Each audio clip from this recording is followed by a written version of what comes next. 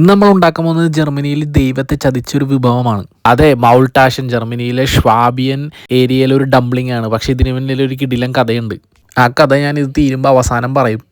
അപ്പോൾ ഇതുണ്ടാക്കാൻ ഒരു ക്യാരറ്റ്, സവാള, വെളുത്തുള്ളി, തക്കാളി, ഇഞ്ചി, പിന്നെ മൗൾട്ടാഷൻ ഇതെല്ലാം നമ്മൾ കട്ട് ചെയ്തെടുക്കും ആദ്യം. അപ്പോൾ ഇത് നമ്മൾ കേരള സ്റ്റൈലിൽ ബീഫ് ചിക്കനൊക്കെ വെക്കുന്ന പോലെ വെക്കുന്നത്. വെളുത്തുള്ളി, സവാള, മസാലകളൊക്കെ ഇട്ട് നമ്മൾ വഴറ്റിയെടുത്ത് അവസാനം തക്കാളി ഇട്ട് നമ്മൾ ഗ്രേവി ആക്കി എടുത്തിട്ടാണ് ഇതിലേക്ക് പിന്നീട് നമ്മൾ ഫ്രൈ ചെയ്ത മൗൾട്ടാഷൻ ഇതിലേക്ക് ഇട്ട് കൊടുക്കുന്നത്. അപ്പോൾ ഇത് സിമ്പിളാണ്. ഇത് നമ്മൾ ഫ്രൈ ചെയ്തിട്ട് ജസ്റ്റ് ഈ മസാല ആയിട്ട് മിക്സ് ചെയ്യുക, പിന്നീട് കുറച്ച് വെള്ളം ഒഴിക്കുക, ജസ്റ്റ് ഒന്ന് ജ്യൂസി ആയിട്ട് വരാൻ വേണ്ടിയിട്ട്. എന്നിട്ട് ഇത് സെർവ് ചെയ്യുക. ക്യാരറ്റോ എന്തെങ്കിലും ഒരു സൈഡ് ഡിഷ് കൂടെ ഇട്ട് കഴിക്കാം.